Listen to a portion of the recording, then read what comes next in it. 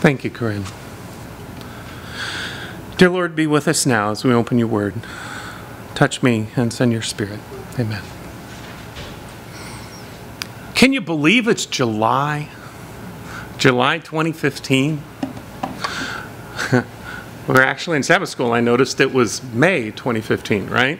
So I went and I changed the calendar, and you put up that July thing, and there's a pretty picture. If I remember right, you see them on calendars. What do you think of when you see July? Kids running with sparklers, sorry, kids running through sprinklers. But I think, right, sparklers.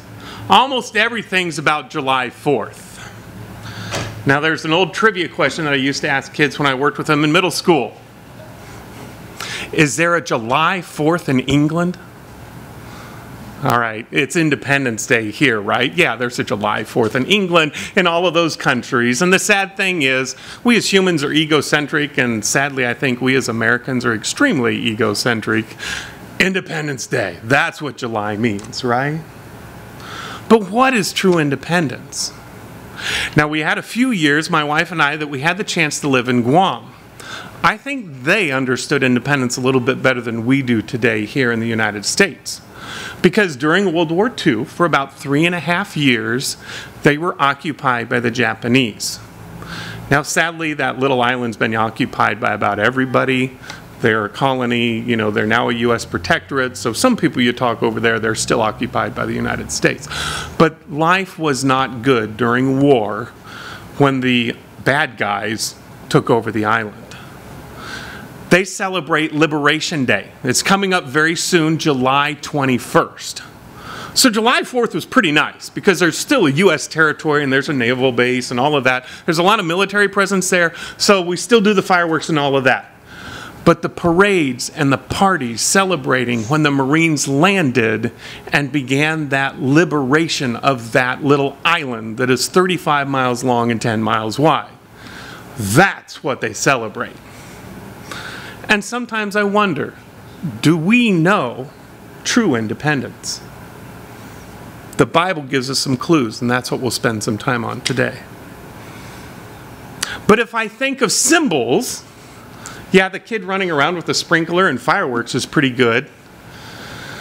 What's our national bird?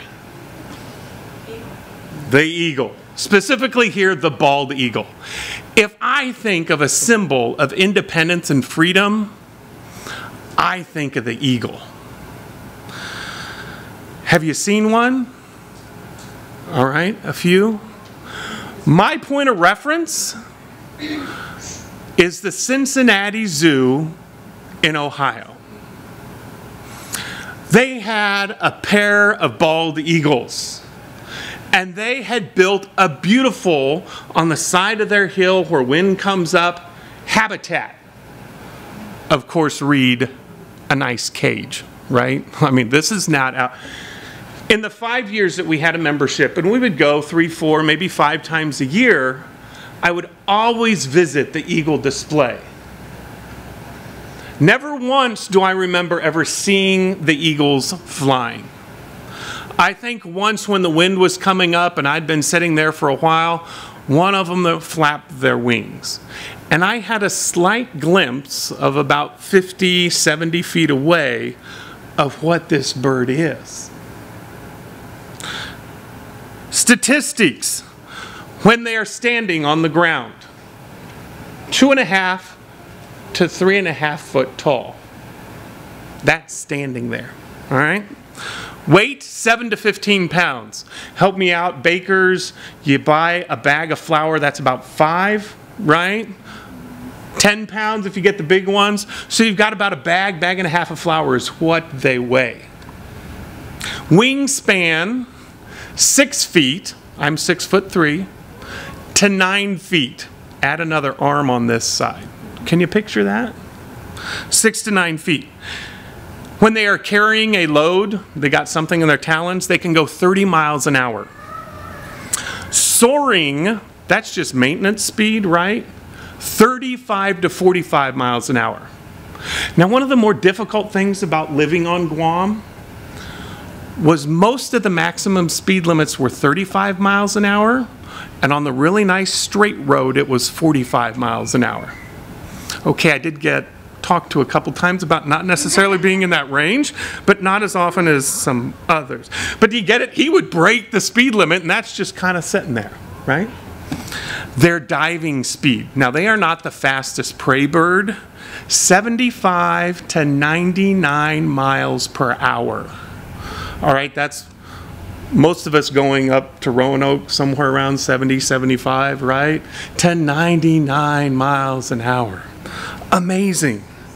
They've been seen to carrying loads up to 15 pounds, the same weight that they are. That's an amazing bird to me. When they migrate, they can average 98 miles per day, and they have been tracked up to 255 miles in a single day as the eagles migrate. So, right, if I say eagles, has anyone already turned to Isaiah? We're going to spend today on Isaiah 40, Isaiah 40:31.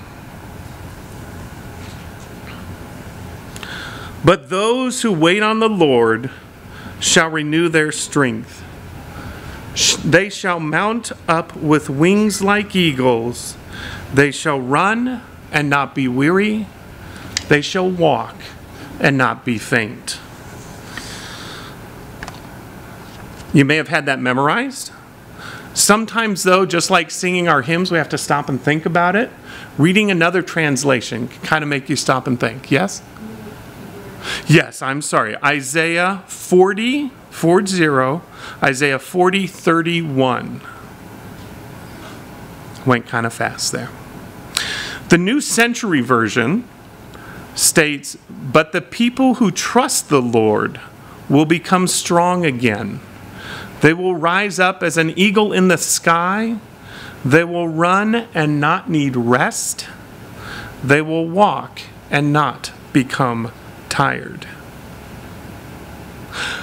I believe truly in this verse, we have 3 stages in our life that we all flow in and out of: the soaring, the running times, and the walking times. To soar on the updrafts like eagles, wheeling higher and higher, it's effortless, as a bird is barely moving its wings, just letting the thermal air carry it along. We hope for those times in our lives, right? Those times where you're in the daylight, the sun is shining, your spiritual walk is good, you're enjoying success, life is just kind of happening, and you're soaring. And like that eagle, little effort. By stretching out the wings and being carried away, the eagle reached 35 to 45 miles per hour. In parentheses, once again, he could be stopped for speeding in Guam. One commentary states, this reference to the eagle is to that wonderful power of flight that enables a bird to hang as if it's frozen in the sky. For long periods of time appearing out just immovable, but still moving. To sailing along, sometimes directly into the sun. Those upper reaches, how can we get there? A time to rejoice in the strength of flight and exult in the security and freedom of the upper air. I know one person talked about, if you're an eagle, you're the type of person that soars above all that junk. You just kind of let it fall below you. That's a nice time in life. No wonder the prophet Isaiah used the mental picture of an eagle soaring to help them remember the promise that they will be a lifted up nation. We will be lifted up if we lean back and trust Christ. The wind beneath our wings. Thermals, right? Those happen when the sun comes out and the air starts heating and it starts swirling up and up. Thermals that the eagles travel on are primarily found in the daylight during the day. And I think that's a good illustration. If we stay in the light of Christ, we will be able to help reach those times, or He will be able to reach those times. It doesn't mean that we're not leaning on Him when we have those challenging times, but we'll get to that later. Not many thermals without the sun, In other words, we cannot soar without the Son of God. In these times, never believe that you are soaring, and the soaring is about you and your own strength. It's about the wind currents that carry you.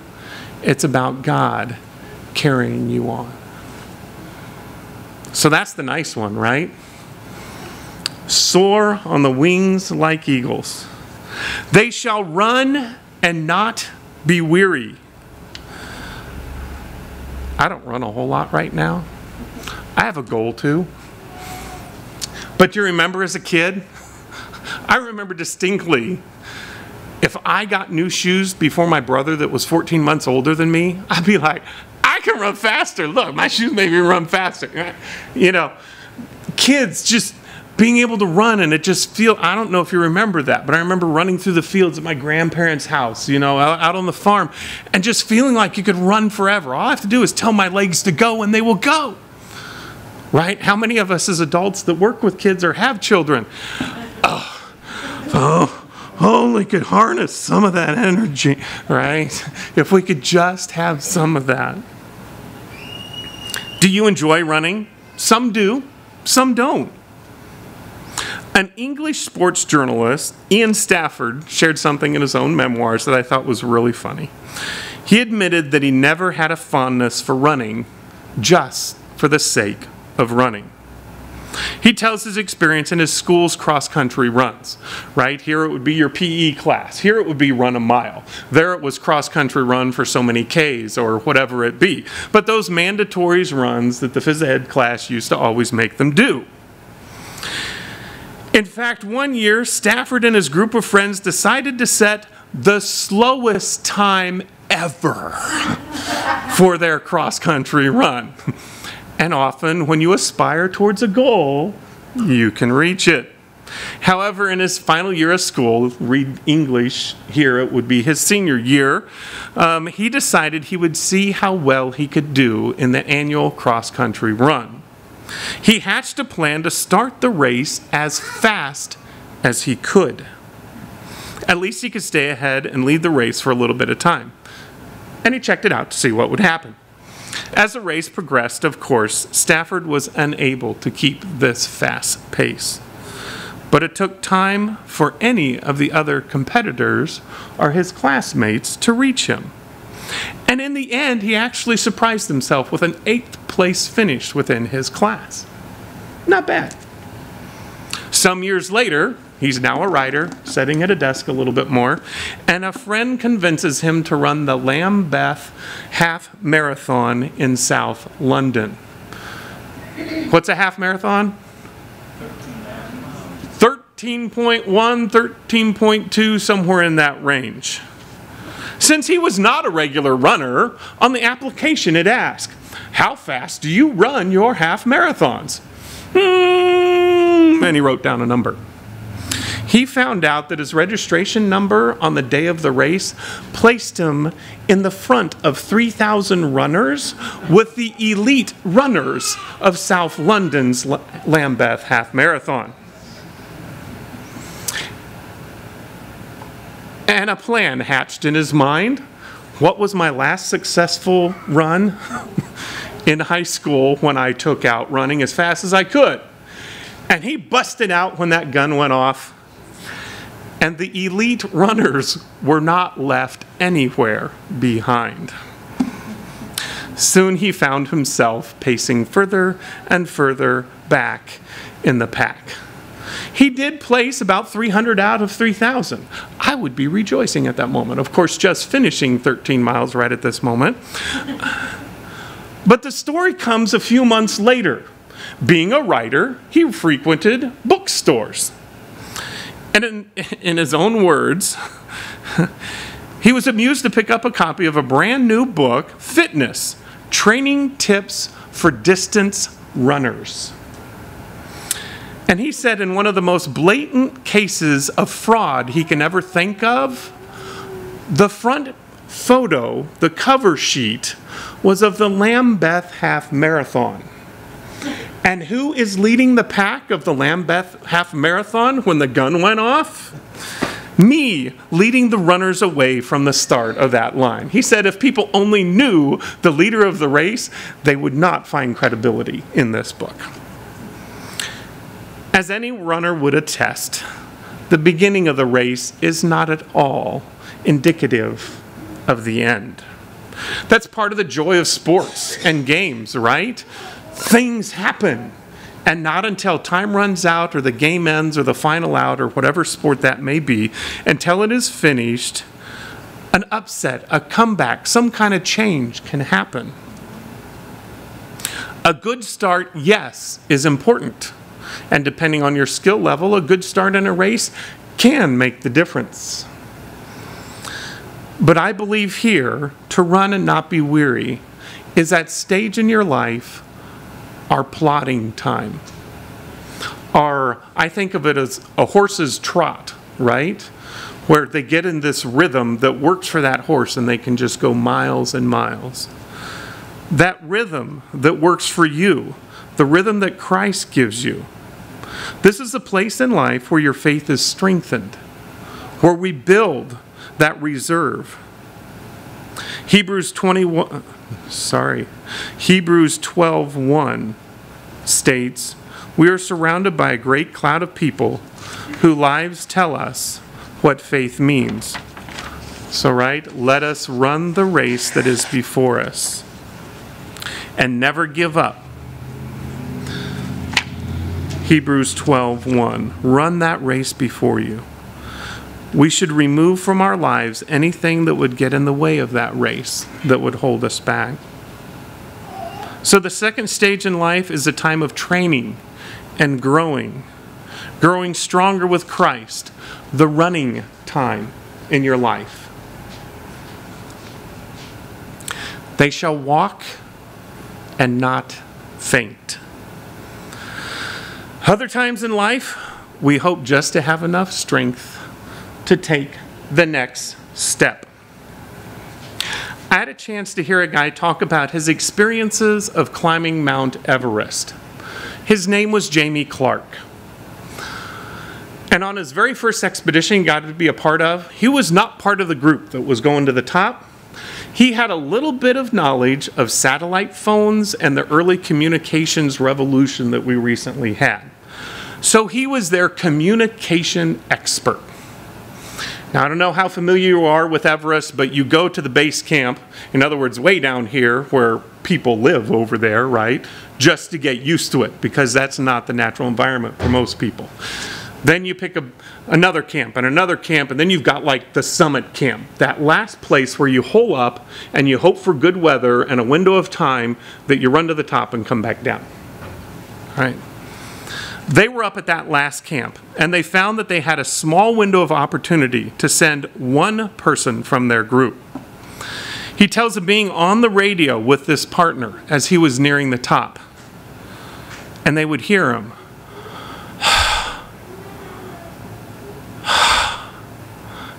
And then the guy would take a step. The altitude sickness was getting to him. This guy, this entire group, had got to the base camp to choose one guy to go up to the top to be their guy, and he was 100 feet from the top. And they could tell that if he pressed forward, he would not have the strength. He'd maybe have the strength to make it to the top.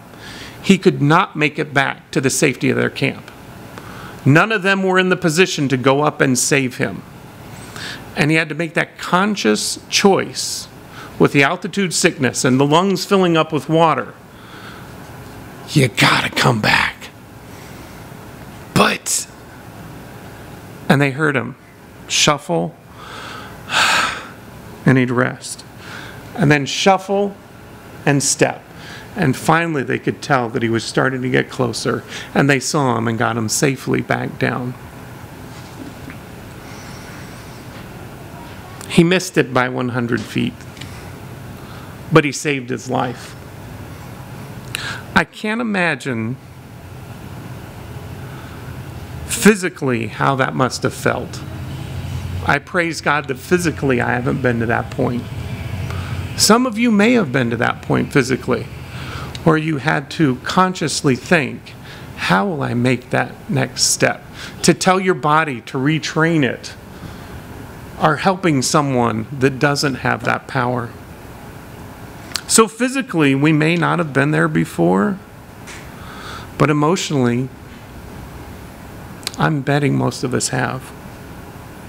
Emotionally, when you have to stop and think about taking the next breath, about forcing yourself to get up that next morning, to take the next step. God will get you through. The Lord of the universe promises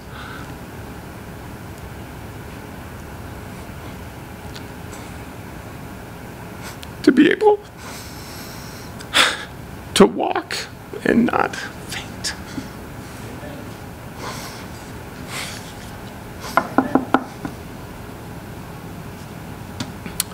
So, what's the key to our soaring, our running, and our walking? But those who wait on the Lord, they shall renew their strength. None of us enjoy waiting, right? Do you remember like 3 or 4 years ago when we find I've got a phone that has 1G connectability. 1G, only 1G. I've got 3G. I got 2G. Now we've got to have LTE connection, this and that. High-speed internet isn't enough. Oh, you've got cable. I'm sorry. If it's raining, you have no connectivity. Can I download an entire movie in 3.5 seconds? We don't like waiting as humans, right? All of you can think of one road at 8 o'clock or 5 o'clock p.m. that you will choose not to go on. Whether that be the crazy bypass here. I get the wonderful opportunity to go up to Roanoke about every day, and I like that opportunity when I can leave. No, I don't like leaving work at 5:30, but it's a little better, right? We don't like those moments. We don't like waiting. But those are pretty casual kinds of waiting, right? There's other more serious and more difficult kinds of waiting. Waiting for a single person who's wondering if they'll ever find that mate, that person to join them in life. Waiting to see if that job interview is going to be there. Or maybe this one barely helps me make the bills, but can I find something that gives me more meaning? Trying to find that right place. Waiting for the rain. Waiting for the bugs. Waiting for the harvest to come, right? Something that a lot of us are out of touch with, that growing point, that farming portion. The waiting after a scan in a doctor's office. The waiting for family to come home or a child to come home late in the evening. Or someone traveling and you know they're on the road and you heard about the difficulty. Will they make it? These are more serious points of waiting. But the waiting is also a portion of the building of our faith. Will we always get what we're looking for? No, not at all. Will we always get the answer? Sometimes yes, sometimes no. But there will be a day which will come if we don't get that answer, that if we stay true, we have an eternity. And that chance to walk up to Christ and say, really? And he'll set us down and we'll be able to understand. Because our minds can't understand it here. During these times of challenge, think of that vine that we talked about in the children's story, right? Sometimes Christ is there to stand in front of you and protect you from the storm. And other times we need to be pressed by that storm to get closer and closer to Christ. John 16:33, I shared it then. But I have told you these things so that in me you may have peace. Right? I don't want to gloss over that. In him we can have peace. The next part, in this world you will have trouble. It's going to come. But take heart, I have overcome this world. Take heart, God has overcome. What God says about creation, his love for us, our forgiveness, the free gift of grace, the power to overcome, his promise of a second coming. We need to truly and fully believe. We will never be stronger than when we are trusting in those promises that he's given and look into what he has shown us in the Bible and in our own lives and lives of heroes that we know that have lived in Christ. So hang on, because those who wait on the Lord will renew their strength. So what is true independence? We can go crazy, right? Thinking about when the next person is going to walk into. It was a military base this last week, right? And shot Marines. Wondering if that semi will really play by the rules and stay on that side of the dotted line. That painted line is amazing, all right? It still amazes me that if we all play by the rules, right? Believe, we can go insane wondering about those things. But if we focus on him, it's knowing that Christ experienced each of these things and will help us get through is how we get true independence. So the times that I think that Christ was soaring, if I look at his life, and I'm just rattling off a few, the feeding of 5,000 with 5 loaves and 2 fishes. That had to have been pretty cool, right? Peter walking on the water. Of course, he was walking out there going, guys, it's okay. But that was kind of a neat moment, right? One of his disciples finally got it. He asked and he trusted. His raising Lazarus, his friend from death. I think those are a few of his high times, and you may have other times in your mind.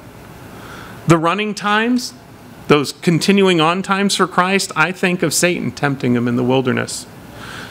Challenges and questions by the leaders of the church. They weren't a true challenge to him, but it was that constant laying down. This is where we are. His disciples arguing over who were first. Come on, guys. Peter never really committing to Christ until after he was crucified. And of course, the walking times. Easily we can think of the end of his life. Gethsemane. You don't sweat blood in a garden without some challenges and effort. You don't just skip your way up Golgotha with a cross on your back. It wore him down where they had to grab someone from the crowd.